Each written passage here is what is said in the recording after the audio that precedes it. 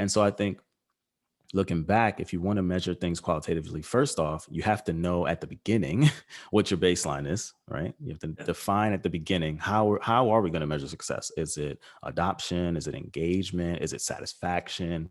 Is it the sales team closing more deals? Now as I look back as a PM, like sales team closing more deals isn't a user problem, right? That's a sales team's problem, right? And so, as a PM now, I'm much more intentional about solving a customer's problem.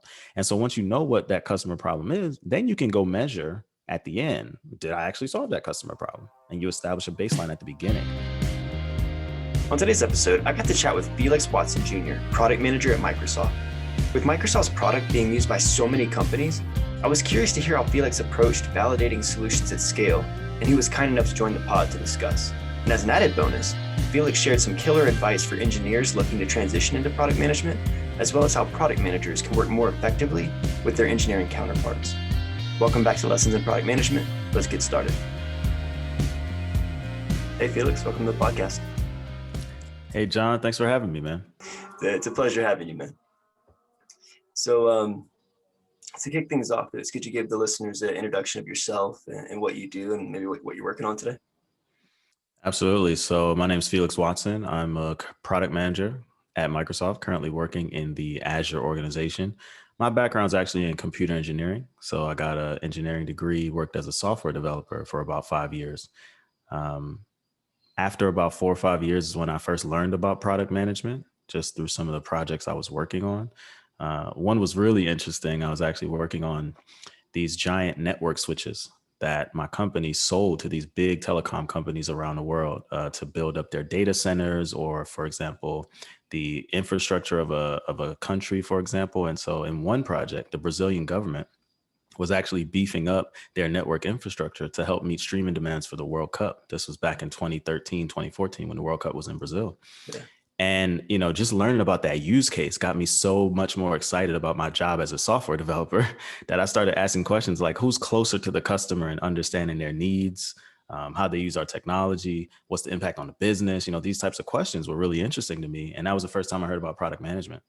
And so that led me to go pursue an MBA at UCLA because I found out that was a common path for some people to get into product management. And fortunately, it worked out. So since then, worked at Microsoft 2.5 years, started off in the Dynamics 365 organization, working on various business apps. We had an HR app. We had a marketing automation app. We also had a sales automation app, like kind of working against Salesforce, for example. And I primarily built the AI and analytics features across these different suites. And it was a really, really interesting time. But like I said, now I'm in Azure and I work on the customer support experience end to end for customers. So when they have issues with cloud services, they go to our site, they file us a complaint essentially. And then on internal side, we have these highly technical support engineers. They troubleshoot issues across the Azure cloud. They're very knowledgeable, very well paid support engineers. And it's interesting. I build tools that both customer facing and internal facing for those support engineers. Okay, very cool. So there's a couple things that I want to pull out of the intro there. So one, you transition from software engineering, and I know there's a lot of folks that are listening who are trying to do that same thing. So, getting an MBA is something that helped you. But what would be some advice looking back kind of in retrospect for software engineers who are making that transition into product or trying to? What are some things they should know or be aware of during that transition? Absolutely. I think that what they should know primarily is that a lot of times what you do as a software engineer, you can find ways to build or demonstrate the skills needed for product management in that role itself. I can give you an example. As a software engineer, one of the things I discovered was our team was having a lot of challenges around test automation and fixing bugs, right? It would take us a long time to kind of find out, what's the real source of this bug. We had a lot of like legacy code that we kind of took over from an older team, and it was, really old code. And so it took us a while sometimes to find the issue, fix the issue. And so I thought to myself, we have all this automated testing for the new code that we build, but we don't have much automated testing for our old legacy code base. And so I just came up with this idea with 2 other engineers. And I said, hey, what if we built an automated testing suite for our legacy code? What if we use that to automatically find bugs and issues help us zero in on the time to find these problems, make that much quicker. And then we fix problems much faster, right? Mhm. And so I ended up convincing two other engineers to work with me on this project. We kind of planned it out. We figured out what type of use cases we needed. And then in our spare cycles, in addition to our regular job, we just kind of slowly built this testing suite. And when we were done, I brought it up to my manager and we kind of figured out that we reduced defect resolution time by about 30%.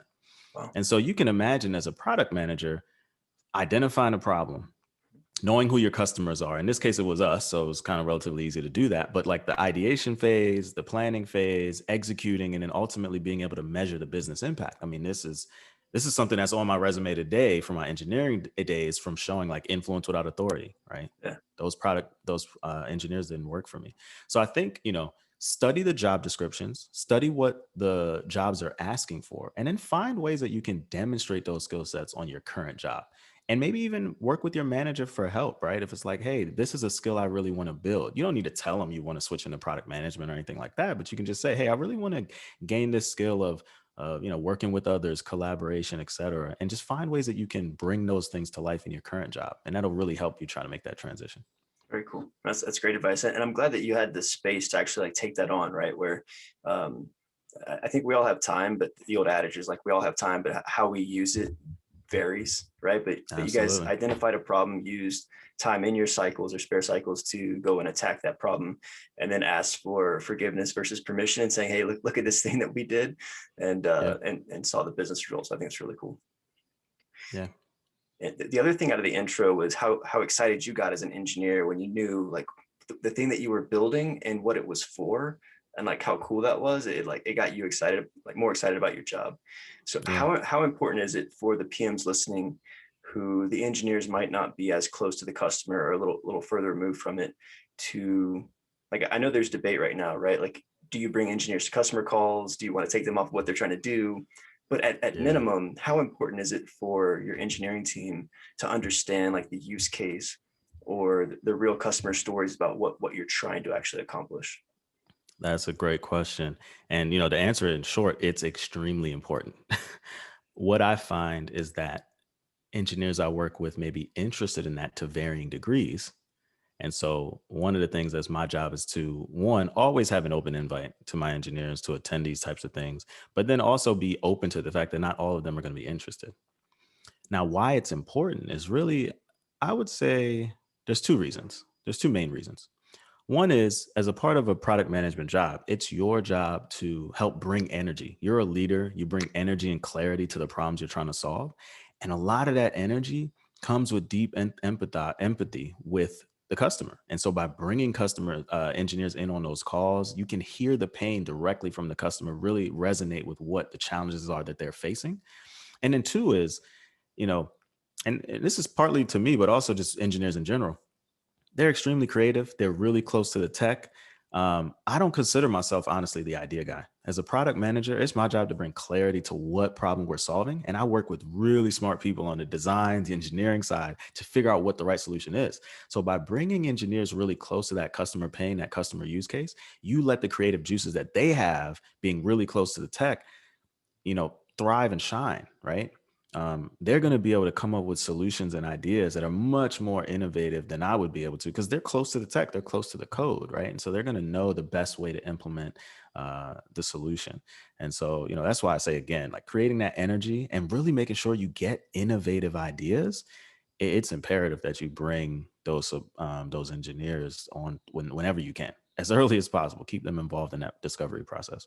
For sure. And I think that something you called out there kind of implicitly is really important to note in how, like, as PMs, we should really focus on like owning that discovery piece and making sure that we're solving the right problems.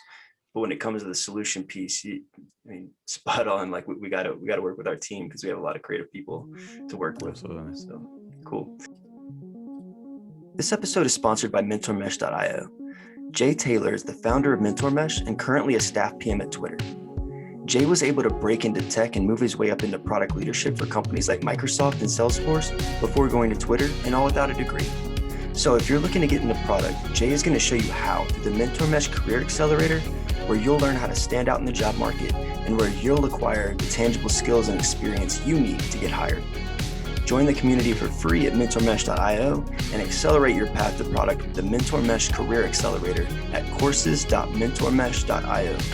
And you can grab both links in the show notes. Now, back to the episode. So I know we kind of pivoted for a second from the initial conversation, but we did want to talk a little bit more about validating solutions at scale. And so as I just said, it's really important to focus on discovery. We're going to go to the delivery part a little bit, or kind of that mesh point. So like when you get to the scale that Microsoft is at, where you have so many businesses and so many users within those businesses, is there like a high level approach or framework that you guys use, or that you use personally, to start validating solutions with customers, right? So you've identified the problem, you have some solutions in mind, you're working with your team, but like, what does that validation process look like? Absolutely. And I'll caveat by saying, just from my personal experience, this is on two teams. Microsoft is huge. There's, a lot of different teams and everybody could do it slightly different. But what I find most generally is when you're trying to validate a solution at scale, there's two things.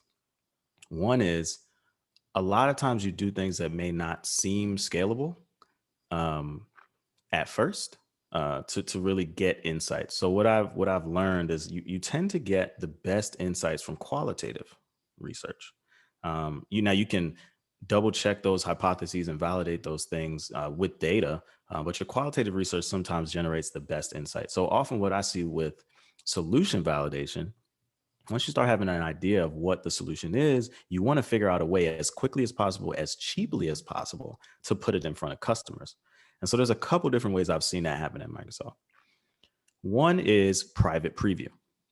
So you as a product manager may work with certain customers. I've worked with certain customers to say, hey, we're working on this new thing. We'd really love you to be kind of a pilot customer to give us, validation, maybe even build it with us, sort of, right? Where as we're building it, we get your insights on it. We get your feedback on it as we're going.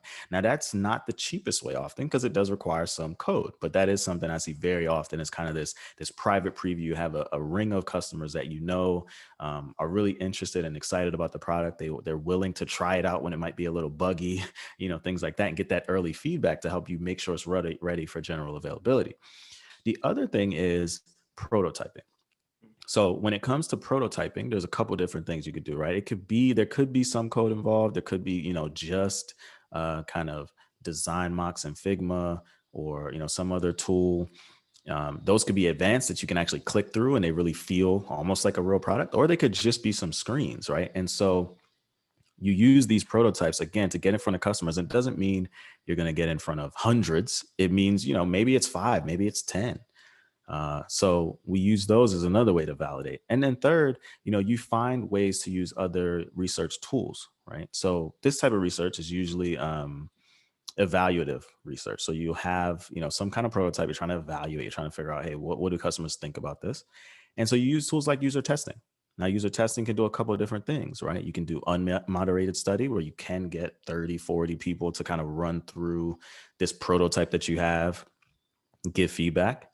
Or you can do kind of moderated where you and a researcher maybe go in and actually talk with somebody and have them click through and talk you through their thinking process and give feedback live like that. So I guess that was a long way to say, but there's a couple different things. And sometimes, like I said, it could be as much as actually building something and having private preview, or it could be, some kind of, not with code, but you use prototypes to get feedback. Cool. Is there any thought around prioritization of which customers you go out and try to validate with? Absolutely. I think we definitely do our best to choose customers that are representative of the set that we have. So oftentimes it's as simple as your biggest customer, because you know if it works for your biggest customer, then it'll probably work for your smaller customers. But then other times you really need to make sure you get kind of a spread. So just as example, when I worked in the HR space, I built a tool for recruiters. And so, yeah, we kind of just chose our largest customers to validate and test with, the ones that we kind of already had a strong relationship with. We know they're willing to give us early feedback. We're able to target them uh, as to prioritize those folks. On the other hand, when I worked in kind of the marketing automation space, and even maybe a little bit before that, when we were just kind of like getting new ideas or validating new ideas, we actually use user testing more, and we tried to get a spread. So what we did was we worked with a researcher to build a screener to figure out like, hey, is this the size of your company? Is this the industry your company is in? Get all those type of details. And then we would try to get, a spread of different, a representative sample almost that we would use. So it just depends on kind of what your needs are at that time. Sometimes you really want to get like a representative sample. Sometimes it's okay. It's maybe not the best approach, but it's okay to just focus on, hey, these are our biggest customers. Let's go to them and make sure that this works for them. That makes sense. And I can imagine that the number, like the types of companies that use Microsoft products and even that HR product probably varied wildly, right? And so, Absolutely. so when you were able to get more specific, was it simply an approach of like, which what are the predominant industries that use this product, and let's focus on like solving their needs, or was it really like, hey, we know we solve needs for like a wide variety of customer types, let's make sure we get like a cross section so we could really scale out the most important things? Yeah, I think that's a good question. So Microsoft, our approach sometimes, and I think the approach when I was in this space was we didn't really do industry specific solutions. Hmm, We built platforms, and we had a big partner ecosystem that would help maybe customize those tools or really specialize in certain industries. So whenever we did our kind of validation, we didn't really focus on specific industries so much as we tried to get a spread. Because like again, our focus was on a platform, um, and then having partners kind of expand. Now, like I will say, I haven't been in that space for I guess over a year now, but I think, there's always differing approaches in the industry, right? And some companies are really focused on, we really do well in the finance sector, for example, or we really do, so I think, depending on your company and what your strategic approach is, that'll kind of drive, what you're trying to do. that makes sense. So when you're looking at validating solutions at scale, right? Like it's kind of a funny way to put it, because with the qualitative aspect of things, you mentioned Yeah. 5 or 10. And if you have automated tools like user testing or something like that, you could get 30 or 40, but you're not doing like a statistically like valid sample, so to speak, in like strict Yeah. statistical terms. So what are some of the risks that are involved when trying to validate solutions at scale from a qualitative standpoint? Absolutely. There are big risks. I think, one of the biggest failure stories I usually tell is when I was working in a recruiting space, I, as a PM, didn't do a great job of getting the right representative sample. So while I focused on some of the bigger customers, the truth is the majority of our customer base was on the smaller end. And while we did have success by me focusing on the larger customers and building something for them, when I look back in hindsight, I could have had much more impact sooner had I built a simpler solution that would have served our smaller customer base and then built up to that more advanced solution, right? And so that's one of the risks is that you limit the, I would say, usability maybe of the product. Like if you don't really consider a good representative sample of your customer base, and you prioritize, with kind of really short and fast prioritization techniques, and don't try to get a broad sample. So that's a huge risk. That being said, I think, it could have still been the right answer, like I said, to go for the bigger customers. Because in this example, I built a recruiting dashboard for our larger customers. It helped us grow our our uh, our revenue and customer base with like some larger customers that were looking to purchase our product. So it helped in that scenario. Um, but yeah, again, the risk is definitely you miss out on making sure that you're really building for your existing customers. Cool. And you kind of touched on this earlier, but like whenever you go to, I guess, measuring success, right? Yeah, How do you kind of blend that balance of like quantitative data with qualitative, right? Because you've kind of yeah, validated the solution qualitatively. Now you're measuring quantitatively. Um, yeah. how do you leverage that quantitative data like after the fact? Absolutely. So I think, the first thing, and like I said, what I would have done differently, if I was to go back again, is I did qualitative with like the large customers, but I would have tried to back that hypothesis up with data using the quant. So I could look more deeply at our current customer base and really try to figure out, okay, I talked to some of our largest customers, you know, out of our customer base, what portion of our customers are this large? And maybe I would have learned like, hey, that's actually a very small fraction. And therefore I need to actually get I need to get some smaller companies as well. So that's one thing you can do is you always, you may get some qualitative insights, which again, I think qualitative insights are usually the most valuable, but then you double check that with the quantitative data. And then I think, for me, again, what I would have done differently, um, one of the challenges with this failure, I might as well just tell the story at this point. We launched this feature, which was geared towards larger customers. They liked it. They loved it. We got new customers sign on as a result. We grew our revenue. All that stuff was great. But when I looked at the adoption metrics, it was a very small percentage, less than 10% of our customer base was actually adopting this new feature. And so that to me is when I look back as a PM, that was my biggest failure because I failed to think about ahead of time. Okay, yeah, how am I going to measure success? If I'm just thinking I'm going to measure this success by all of our customers adopting it, then I would have taken a completely different approach, right? But I wasn't really thinking about that. I was mainly thinking about, hey, how do we help the sales team close more deals? And so helping the sales team close more deals, the sales team only knows, hey, the number one we're failing with some of these larger customers is because we don't have this one feature. So I went and built that for them, right? And so I think looking back, if you want to measure things qualitatively, first off, you have to know at the beginning what your baseline is, right? You have to Yeah. define at the beginning, how are we going to measure success? Is it adoption? Is it engagement? Is it satisfaction? Is it the sales team closing more deals? Now as I look back as a PM, like sales team closing more deals isn't a user problem, right? That's a sales team's problem, right? And so, as a Yeah. PM now, I'm much more intentional about solving a customer's problem. And so once you know what that customer problem is, then you can go measure at the end, did I actually solve that customer problem? And you establish a baseline at the beginning.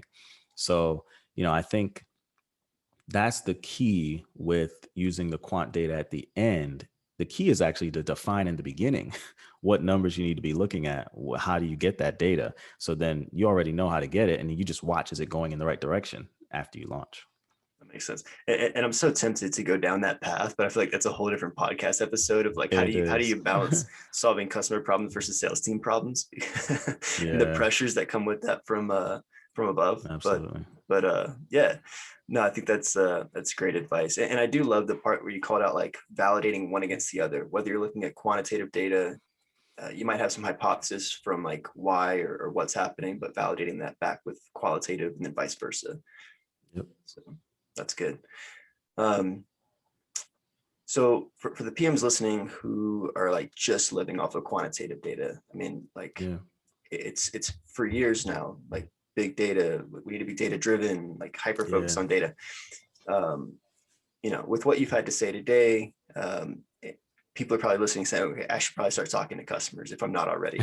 Right. Yeah. So what is that good first step? Because I know you mentioned a lot of different options, but what would you recommend as kind of a first step to get started?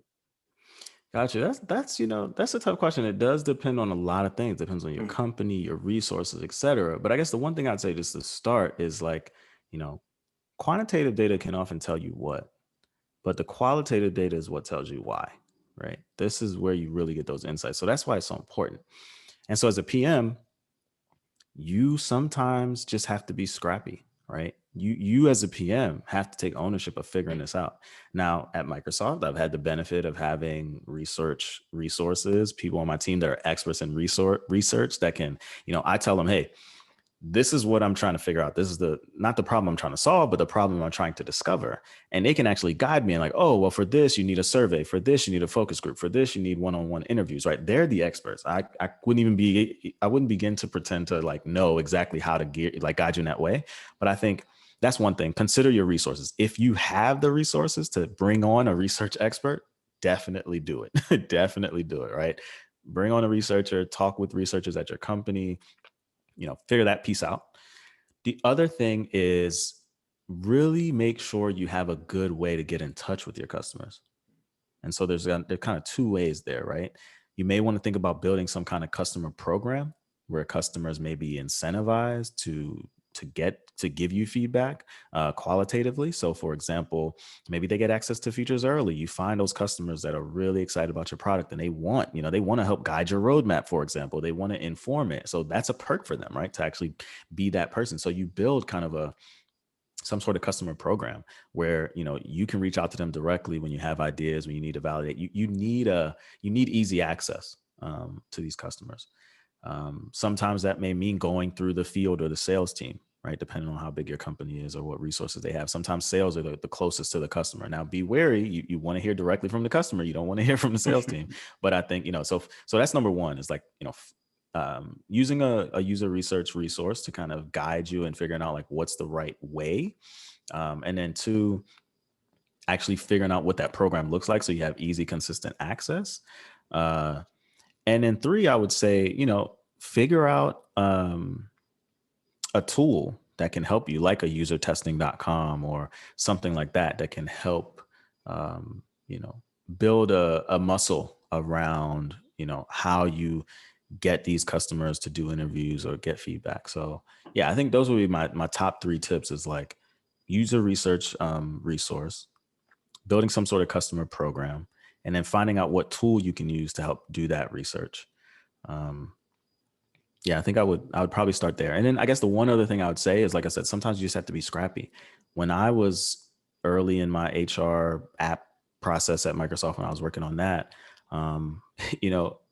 as a recent MBA grad, I talked to a lot of recruiters. I happened to be working on a recruiter tool. You know what I did? I cold emailed some of the recruiters from the past, like, hey, I'm working on this tool. Would you mind talking to me for 30 minutes? Right. And that was, I didn't really ask anybody what the process is to talk to people. I just knew I needed to talk to recruiters. And so I went to my own network. Right. And I just kind of figured it out. And so sometimes that's what you need to do. Right. You just got to do whatever you can to start talking to customers.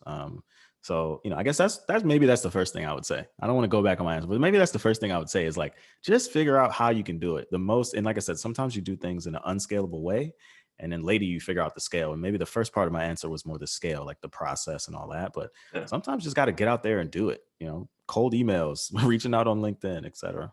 No, for sure. Because I think there could be PMs listening who are in situations where they don't have the resources to be able to scale these things, like not be able to afford something like usertesting.com, because for some companies that might be out of budget. You know what? Sorry to cut you off, but that just reminded me of one thing as well. Customer support. Huge resource, right? If you're a software company, likely you have somebody doing customer support. I mean, I guess you may be doing it yourself as a PM, but those are big opportunities. I wouldn't advocate for like a customer that's angry at you because they're talking to support to like go and say, hey, do you want to get feedback on this new thing? But that might be something you have to do too. So no, it's a great call out. It's a great call out. Like I know for our company, I think we do get a lot of good insights from customer support, but like traditionally we were built off of the backs of our partner channel. So like we didn't have our own clients, and we're starting to pivot that way. But to your point about scrappiness, like I've had to go into Facebook groups that are like tailored towards where our type of customers hang out to try to find people and like give them personally like $10 Amazon gift cards to chat with me. So, I can appreciate the advice to be scrappy, because that's kind of been my life. But that's awesome, man. No, that's great. That's a great skill to have in your toolkit, man. I think it's underestimated, just to like get it done attitude as a PM. You just have to have sometimes. For sure. Well, cool, Felix. I appreciate you coming on and sharing. I mean, from where you sit and like in the company that you're in, you get to see things that kind of work well, I'd say. And so like understanding like what you've learned through the process of being there, as well as kind of both ends of like on my side where we're kind of under-resourced, and on your side where there are things out there that you can use to help kind of automate some things. I think that's really good to kind of hear both ends of it from the listener standpoint. So thanks for coming on and sharing. My pleasure, man. Thanks for having me, man. This was a great conversation. I appreciate it. That was Felix Watson Jr., product manager at Microsoft. Before you go, be sure to subscribe so you don't miss an episode. And I'd love it if you'd share this with friends, colleagues, and the broader PM community. And hey, if you're looking to get into product management, be sure to head over to the show notes and click on the link to get signed up for the April cohort of Jay Taylor's PM Career Accelerator. Thank you for joining me today, and I'll see you next week on Lessons in Product Management.